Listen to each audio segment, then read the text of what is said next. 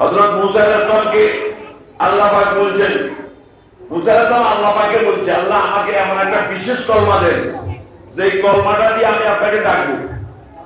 তো আল্লাহ বলে, মুসা লা ইলাহা ইল্লাল্লাহ বলো। তো মুসা আলাইহিস সালাম বলছে, আল্লাহ এটা তো সবাই কালেমা। বলে, মুসা 7 আসমান 7 জমিন এক পাল্লায় দিলে আর লা ইলাহা ইল্লাল্লাহ এক পাল্লা দিলে এই পাল্লা ভারী হবে।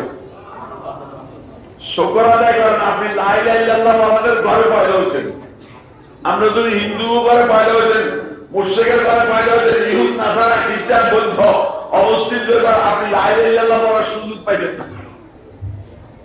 লা ইলাহা ইল্লাল্লাহ একবার বললে এই পুরা দুনিয়ার কাফেরের সংখ্যা পরিমাণ নেকি হয়। লা ইলাহা ইল্লাল্লাহ একবার বললে দুনিয়ার আসমান জমিনের ভিতরে খালি জায়গা পরিমাণ নেকি হয়। এই জন্য সকালে লা ইলাহা ইল্লাল্লাহ 100 বার পড়তে হয়, বিকালে লা ইলাহা ইল্লাল্লাহ 100 বার কমপক্ষে পড়তে হয়।